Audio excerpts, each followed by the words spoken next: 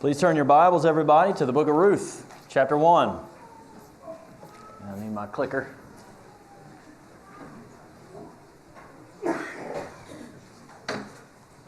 Every time I start our class, I like to remind us that this is part of the spiritual growth cycle, studying God's Word.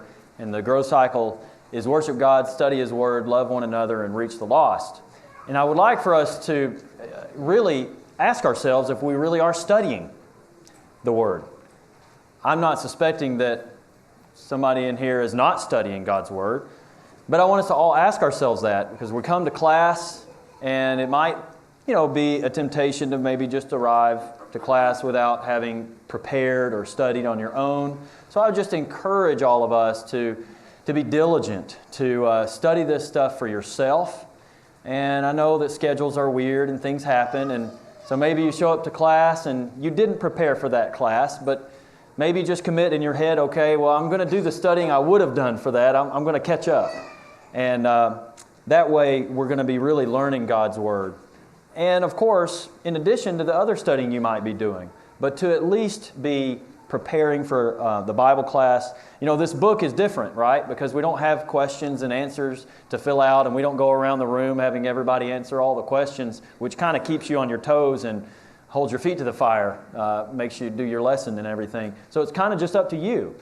But if we don't commit ourselves to actually studying this on our own, then we're hurting ourselves. And our knowledge is not really growing because we're just coming to Bible class and being spoon-fed. I'm not assuming that anybody in here is just coming and having that attitude.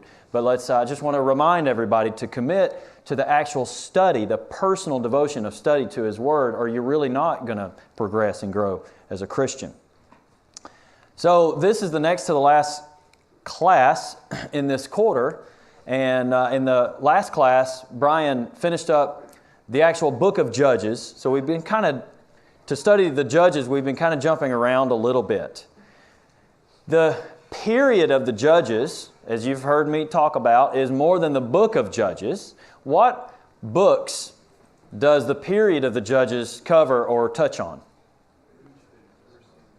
All right, so there's Judges, the book of Judges.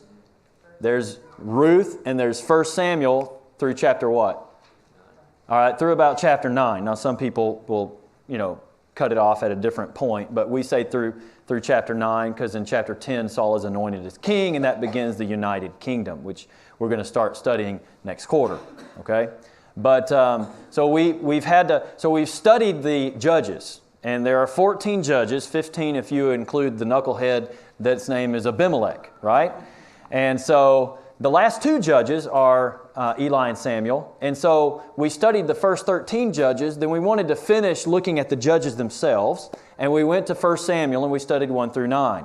And we looked at Eli and Samuel. Then we came back to the book of Judges, chapters 17 through 21, which is this, as Brian, I love how he described it, this sort of the bizarro world where everything was just upside down and backwards and wicked, just so utterly wicked during this part of the Judges, this recorded at the end of the book of Judges. So now we're going to be looking at Ruth, and the book of Ruth occurs during the time of the Judges, as verse 1 points out. Now it came about in the days when the judges governed, but we don't read about judges, and we don't read about any of the bizarro world, backwards, wicked kind of stuff either. This is a very refreshing story, historical record of things that happened during the time of the Judges. And so it's so nice to know that the whole period of Judges wasn't utterly wicked, that there were good things. And the main point of the book of Judges is that God, during this turbulent period, was working behind the scenes to continue to unfold His plan for man's salvation. That's really the point, is that we have this Moabitess, Ruth, who becomes married to Boaz, and she then is listed in the lineage of whom? All right, King David, and ultimately of King whom? Of King Jesus, right? Okay, so it's remarkable. But there are so many other lessons that we're going to learn as we go through this. Now, let me say, in the syllabus, I did have planned to cover the whole book of Ruth, and I studied for that, and I was prepared to talk really fast and get through it. But Wednesday, we're going to be doing a review anyway of the quarter, and so it won't hurt my feelings at all if we don't get through the whole book of Ruth today. I'm not just going to rush through it, okay? So if we have a little left over for Wednesday, and then I spend the rest of Wednesday doing a review, that's just fine. That's just fine with me. All right. Now, when did the story of Ruth take place? Well, we already know it took place in the days of the Judges. Now, about how many years did the period of the Judges last? Does anybody remember? That's about 300 or 350 years, okay? Now, let's think about a passage in Matthew 1 and verse 5 in the lineage of Jesus. Salmon was the father of Boaz by Rahab. Boaz was the father of Obed by Ruth, and Obed the father of Jesse. This passage tells us that Boaz's mother was Rahab the harlot. Now, I've pointed that out earlier in this class, but that's pretty neat to think about. Okay? That's neat from a number of standpoints. For one thing, if his mother was Rahab the harlot who had been converted to the Lord, does maybe that help to shed some light on why he's so willing to marry this Moabitess woman? It might. I mean, the text doesn't say that, so I don't want to read into it something it doesn't say, but it's just interesting to think about.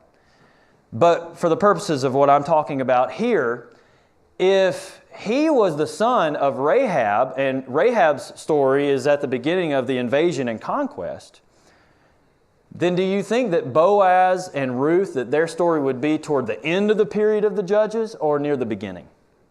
Has to be near the beginning, okay? Has to be near the beginning.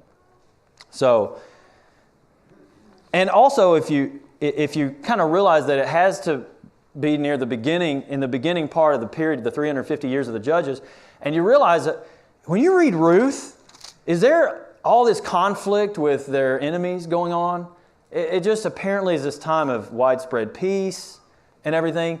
So we would, I think, have to place it during a time, likely a time of peace, early in the time of Judges. And in Judges 3:14, this is after the first judge did his work, Othniel, the land had rest for 40 years. That's a likely time, okay, for some time in there for the story of Ruth. John? Part of that story, though, is Naomi and her husband and their two sons. They left a land and went into Moabite because there was no food. Yeah. So there was being oppression going on in a certain sector of land. So I don't know what was happening there, but obviously times were not good. So that wasn't like a happy time. Okay. Yeah, that time. Yeah, I got you. Yeah. Interesting, though, how God works. Because these people who were supposed to drive out all the Moabites went to a Moabite land, and they married Moabite women, and that woman right there is a great-great-great-great-great-great-great-grandmother of our Savior. Yeah, very good. It is very ironic how God worked His plan in all of this. Good points. All right, so let's begin our reading. We're going to read the first 5 verses in chapter 1. Now it happened in the days, it came about in the days when the judges governed, that there was a famine in the land. So that's what's going to drive them out. And a certain man of Bethlehem in Judah went to sojourn in the land of Moab with his wife and his 2 sons. So this shows you about the path that they may have taken to go from Bethlehem to Moab. The name of the man was Elimelech, and the name of his wife Naomi. And the names of his 2 sons were Mahlon and Chilion, Ephrathites of Bethlehem in Judah. Now they entered the land of Moab and remained there. Here's a picture of Moab from across the Dead Sea. Then Elimelech, Naomi's husband, died, and she was left with her 2 sons. They took for themselves Moabite women as wives. The name of the one was Orpah, and the name of the other was Ruth, and they lived there about 10 years. Okay, now we're going to, later, I don't think we're actually going to read this, but in the text, it indicates that Ruth had married which one of these two men? Does anybody remember? You got a 50-50 shot. Just take a guess. It was Mahlon, okay? It was Mahlon. And so verse 5, then both Mahlon and Chilion also died. We don't know what they died of. We don't know what happened. And the woman was bereft of her 2 children and her husband. So really, Naomi is the key character here at this point in the story. She's a major character throughout the story. This is just a very tragic way for the story to begin. She loses her husband. She loses both of her sons. She's distraught. And we're going to see later how she felt in her mind. It was just a low point in her life. So we continue here. In verses 6 through 22, Naomi decides she's going to go back home. It's time to go back to Bethlehem. And so she kind of packs up and prepares to go. And her 2 daughters-in-law, I always want to say daughter-in-laws, but that's not good grammar, so we say daughters-in-law, even though that sounds kind of weird. They decide, no, we want to go with you. And she says, now wait a minute. Your family is here. Like, there's no reason for you to come back with me. Just stay here. And there's all these emotions, and they say goodbye, and they kiss, and all of that. But they both still want to come. And she kind of urges them, and she says, now listen, am I going to bear you more sons for you to marry? Like, there's no reason for you to come with me. Stay here. And Orpah decides to stay, but Ruth, she will not be convinced to stay. And in verse 16 and 17, but Ruth said, do not urge me to leave you or turn back from following you. For where you go, I will go. And where you lodge, I will lodge. Your people shall be my people, and your God my God. Where you die, I will die, and there I will be buried. Thus may the Lord do to me, and worse, if anything but death separates you and me. This almost sounds like marriage vows. I mean, the commitment that Ruth has to her mother-in-law. She has a father and a mother there, but she's really attached to her mother-in-law. Any of y'all ever been attached to your mothers-in-law? But she's not only loyal and devoted to Naomi. Who is she loyal and devoted to? She chooses Jehovah God over the gods of the Moabites. She's going to let Him be her God. She's going to seek His refuge, as later we're going to see that Boaz says to her. And so they go and make their way. Here's Ruth begging, please let me come with you. And here we see a picture of Ruth and Naomi from behind. I hate that I couldn't get their faces in that shot so y'all could see what they look like. But that's a path headed to Bethlehem, just as a way of illustration. When they arrived in Bethlehem, the people that knew Naomi were saying, could this be Naomi? It's been a decade. Do people change after 10 years? Sure they do. And would it be hard to believe that she's back home? After 10 years, you'd start to think she's not coming back. Could this be Naomi? What does Naomi mean? Pleasant. What a name. Imagine if your name was Pleasant. You'd have a lot of pressure on you, wouldn't you? Kind of like having the name Joy, right? You got to be joyful if you have the name Joy. But she said, don't call me Naomi. What did she say to call me?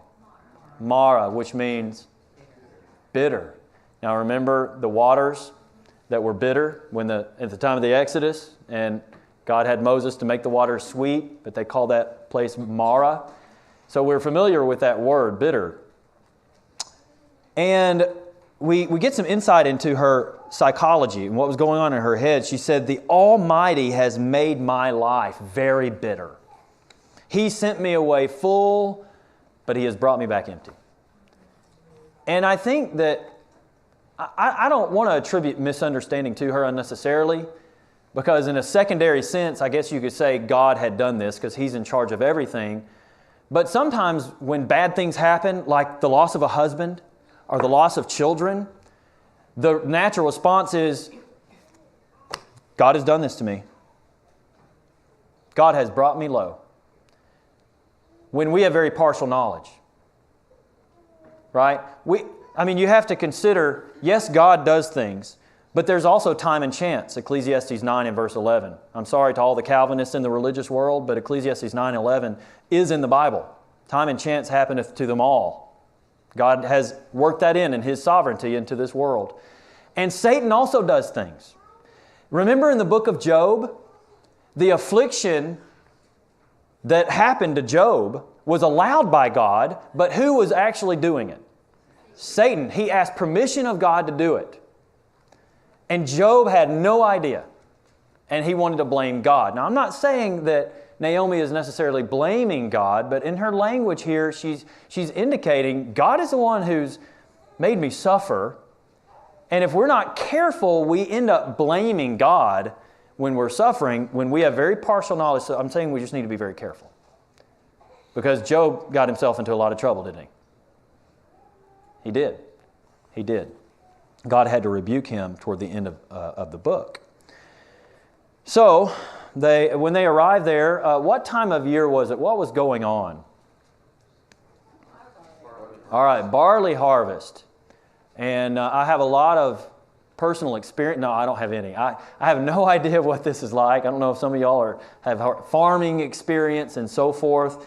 But this would have been about close to this time of year, the end of March or the beginning of April.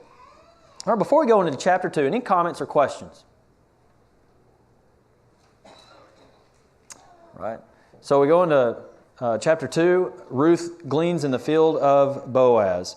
Now, Naomi's husband, and what was his name again? Elimelech. All right? Elimelech. He had a relative in Bethlehem named Boaz. Now, we don't know what kind of a relative. Apparently, he was somewhat of a distant relative because there was a man who was a closer relative in town, and as we're going to learn. But he was a relative. Now, also keep in mind, as you think of Boaz, remember, whose son was he? Rahab's son, okay?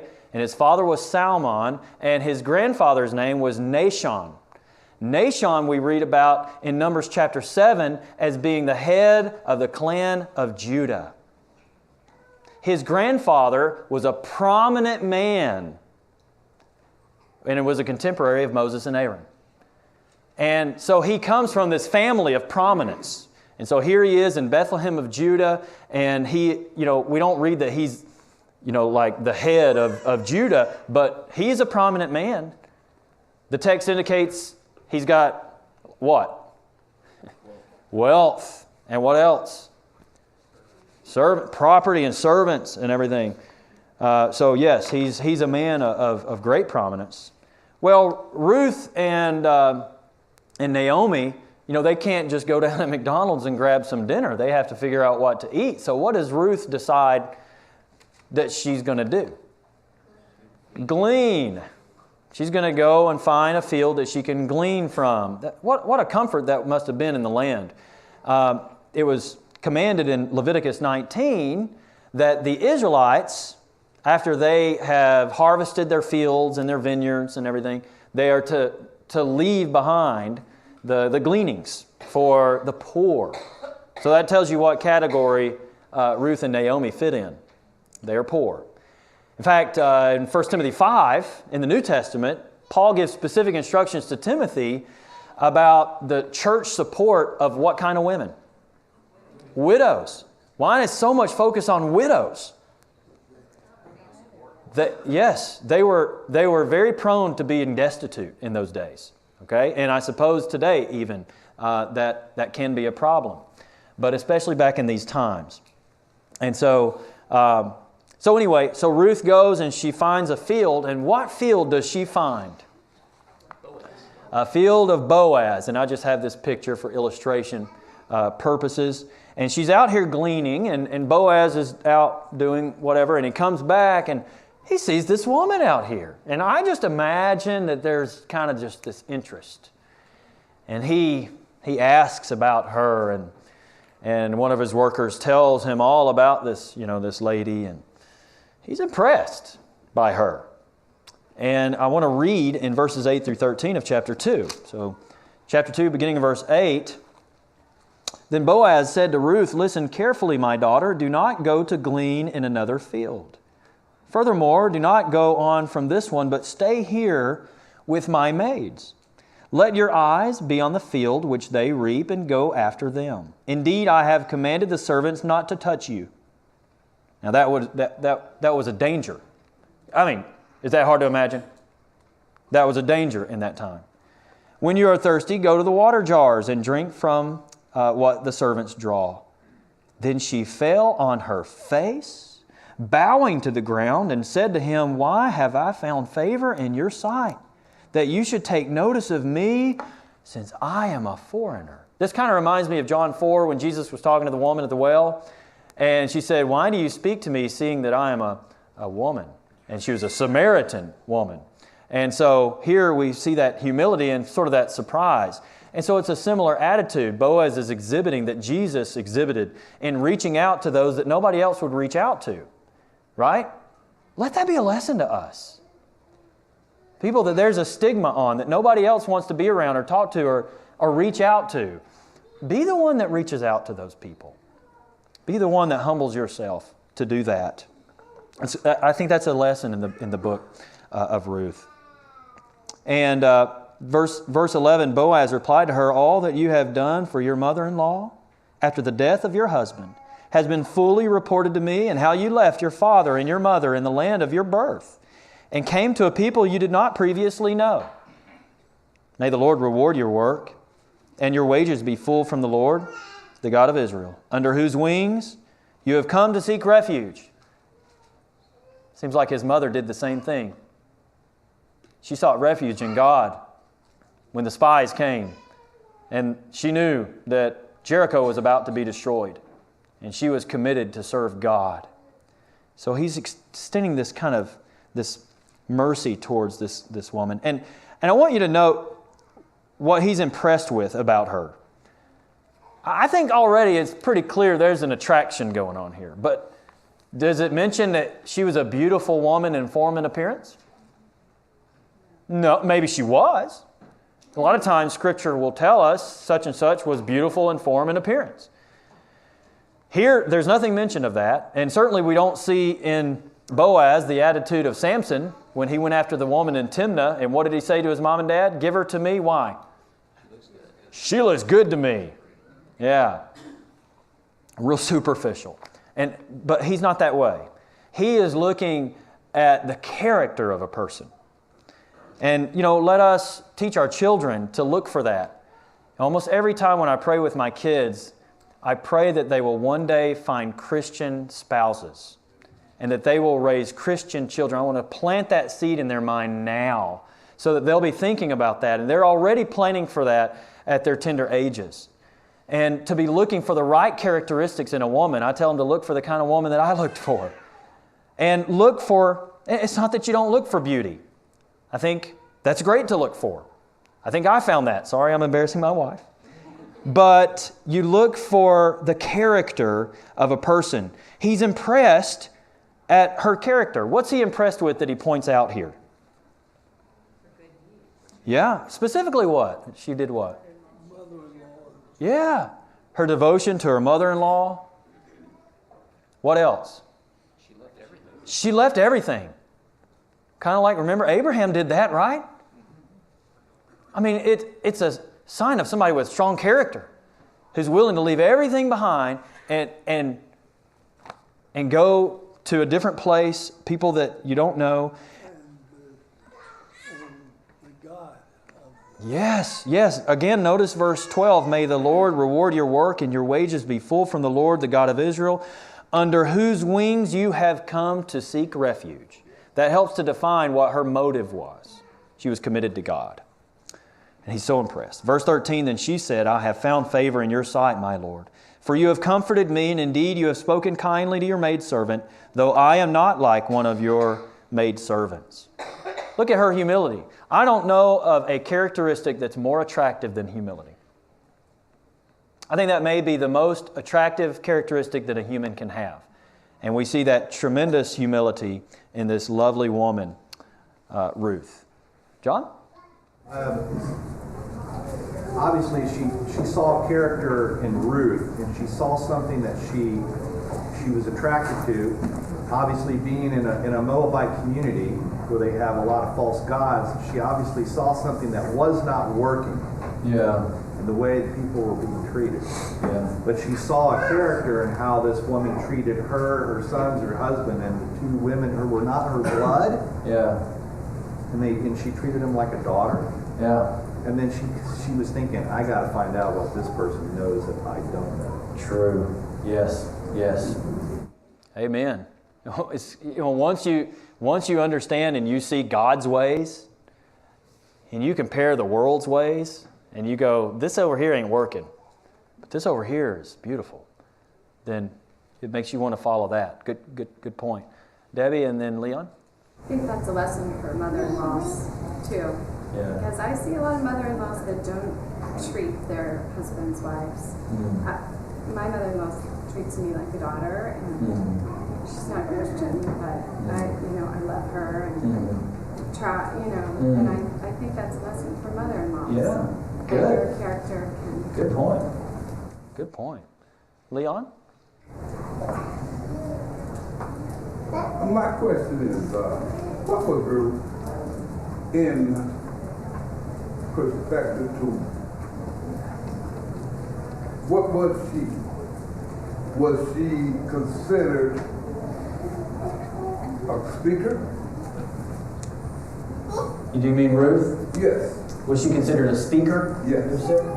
I don't think so. Was she considered something higher than that? No, sir. Was she considered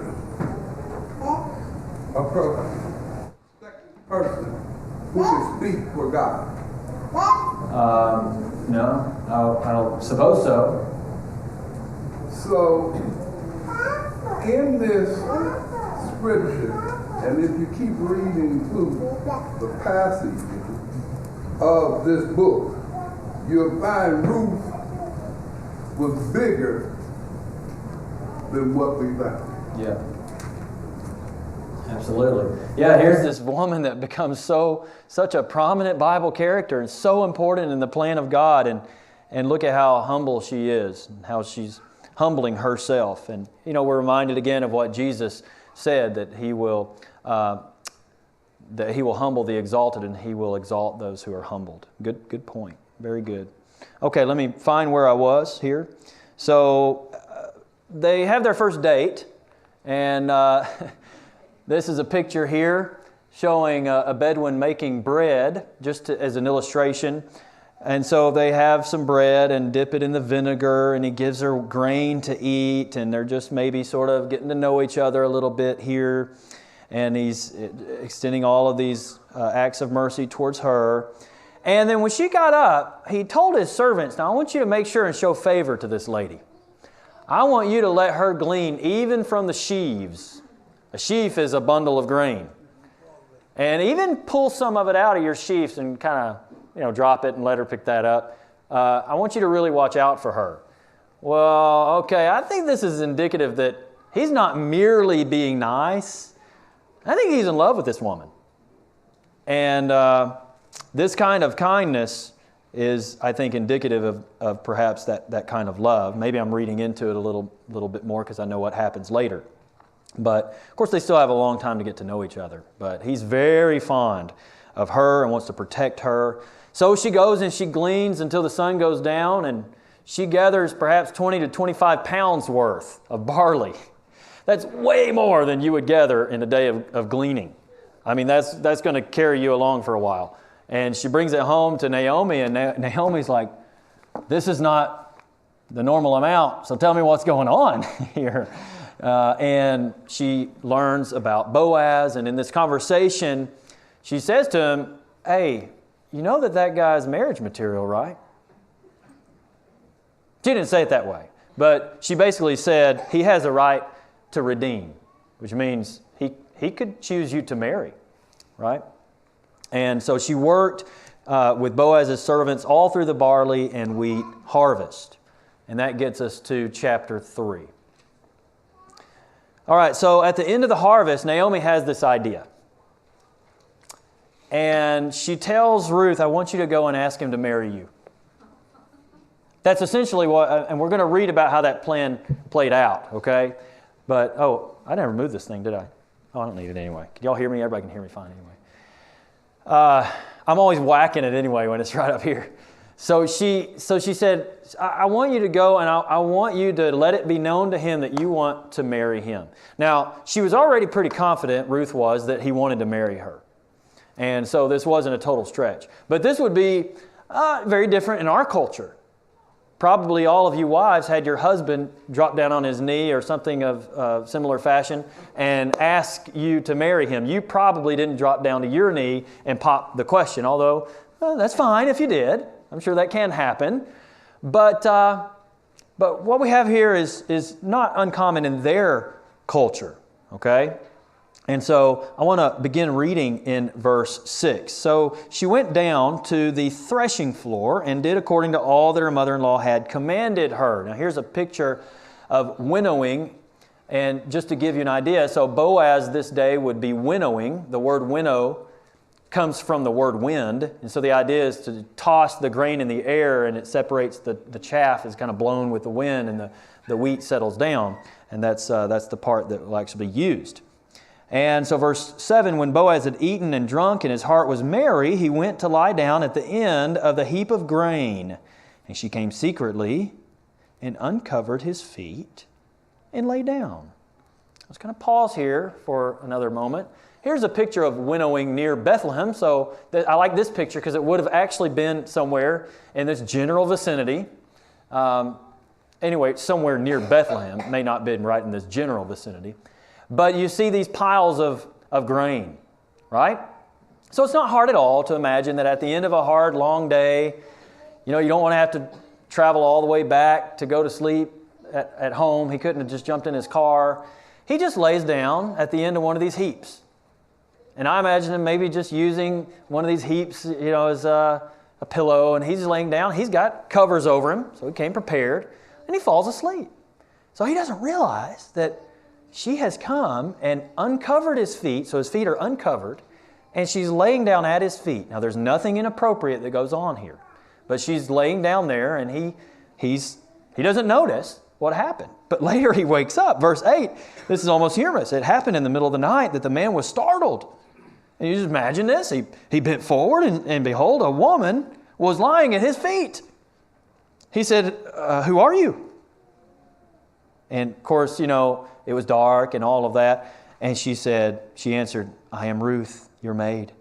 So spread your covering over your maid, for you are a close relative. Now, this was the custom, okay? The covering was for the husband and wife to be under. And so by her laying at his feet and uncovering his feet, if he covered her over, that would be a symbolic way of saying, we will share the blanket. Not now, but it would be a symbolic way of saying, we will marry. I will marry you. So she's asking this question to him. She's putting herself out there. Pretty bold, isn't it? She's basically saying in a nonverbal way, you will marry me, won't you? She doesn't have any doubt, I don't think, that he wants to. But verse 10, then he said, may you be blessed of the Lord, my daughter. You have shown your last kindness to be better than the first by not going after young men, whether poor or rich. Now, my daughter, do not fear. I will do for you whatever you ask, for all the people in the city know that you are a woman of excellence. Now, just pause here. I'm just getting chills reading this. Again, what's he looking for in her? Her charm and her beauty? No, those things are deceitful anyway, the end of Proverbs 31 says. But a woman who fears the Lord shall be praised. And notice here that he calls her, at the end of verse 11, a woman of what? Now, what a compliment. What if your husband said to you, you are a woman of excellence? Wouldn't that be a great compliment? That'd be much better than your makeup looks nice today, honey. You are a woman of excellence. And notice in verse 10 what he praises her for. What does he praise her for in verse 10?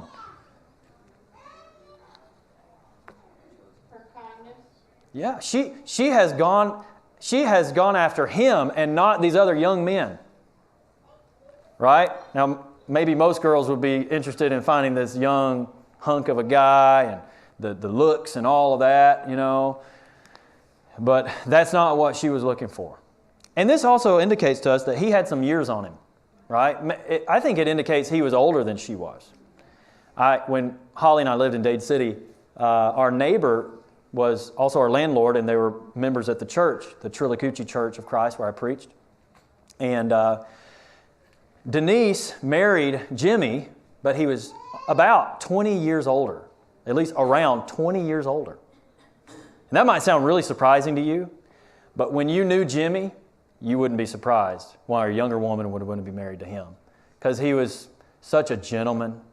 He was so joyful. He was so mature and nurturing, and such a role model. And he has passed away, but it was a really wonderful time of our lives to be close to Jimmy and Denise. But I kind of picture this in sort of that way, that she's choosing this man because of his character as well. All right, 1 second, and then let me get to a stopping point before I take some comments. Make sure I know where I was. I think I lost where I was. Well, you were picking on Boaz. Yeah, here we go. Good-looking guy. Yeah. Us older single guys take offense. Yeah. That's right. Well, who knows? Maybe he was really handsome. But anyway, so after it was dark, they get up, and they didn't want this to be they didn't want everybody seeing what was going on, so they kind of went out secretly, and just because they didn't want people getting the wrong idea. And then he gives her 6 measures of barley and goes and she tells Naomi how everything went. Now, before we go any further, I know I only have a few minutes left. I need to explain levirate marriage, the levirate marriage law, because it's going to help to kind of set some things up. Of course, that'll make a little bit more sense if I don't have time to get into the rest of the story. That might make more sense for Wednesday. So let me take some comments, and then we'll see if I have time. I might talk about that, but we'll see how many comments we have first. Ms. Carol? It's interesting how she knew the customs, even if she was from a different country. But Isn't that she seemed to know the customs. Well, yeah, but her mother-in-law had told her. Yeah, she said, I want you to do this. This is what you do in our culture. So, yeah, absolutely. Good point. Jack? It looks like he'd done some more research on it because he knew there was a kinsman nearer to them. Yeah, so he was interested and he had kind of checked it out. So at this point, yeah, I'm glad you mentioned that. She knows that he wants to marry her, but neither one of them know if it's going to work out. Because in their culture, and this is what I was about to kind of go on and explain, the nearer relative would have the right to redeem the widow of somebody that died, okay? And so he wouldn't have the right to do it if the nearer relative said, I want to do it. And I won't give you, I know you've already read it, but I won't spoil the rest of the story for you and tell you what happens. But at this point, they're not sure if it's going to work out or not. They want it to. Good. Any other comments? Brian and then Debbie? Yeah, it's important and helpful to remember that Moabite women were not off limits. It was the Canaanites that they were not supposed to marry. So that maybe helps us understand Boaz. Like, was he sinning by violating? Right. He shouldn't be. Good point. So there's no violation of God's word here. Of course, the Moabites were descendants of whom? Of Lot. And who was Lot related to? Abraham. He was Abraham's nephew. So they're relatives. Okay. Very good. Good point, Brian. Deborah? I have a question. I'm not sure I followed. Did we say that she had left and gone to Moab and then got married and then she was coming back home? No, that was Naomi had left. And when Naomi was there, her sons had married these Moabite women. And now Ruth is going back. That she was, you're a foreigner, so she had never lived there. Right. Okay. She had never lived there, but Naomi had lived there. Good question. Good. Glad we could clarify that. Anything else? Terry? I think it's a lesson for us also. Boaz tells her, he says, may the Lord bless you. But he doesn't just leave it at that. He actually does something about that also. Yeah, right. Reminded in James 2 of what James says, faith without works is dead. And it'd be just like saying to somebody that's hungry and in need, go on, may the Lord take care of you. And not doing anything to help them. You know, that might be like stopping and praying with a homeless person that God would take care of them and then not giving them any money, right? And so Boaz doesn't just say, go on and I hope things work out. He steps in and you're right, he's going to help out the situation. So good point. Yeah, I really like the part where it says, in the NIV it says noble character, not excellence. But it says, all my fellow townsmen know that you are a woman of noble character. Yeah. That's such a great statement. It is, especially when you consider she'd only been there for the wheat and the barley harvest. I don't know how long that lasts because, like I said, I don't have any of that experience. Do you know how many months or weeks or so? However long that was, her reputation had spread, and everybody knew it. That she was a woman of excellence. And when that is your character, you know, no matter how they might talk about you at work, they will know that you're a person of upright character if you just live that way. You don't have to be preachy about it. You don't need to be preachy about it. You just need to live the life, and people will notice, and the reputation will spread, and that alone will draw people. Good. Well, we had some great comments. I love ending with comments instead of my comments. So we will leave chapter 4 for next time. And there's no extra reading. If you haven't already read for this material, please read that. But we're going to do a review once we finish Ruth on Wednesday night. Thanks, everybody.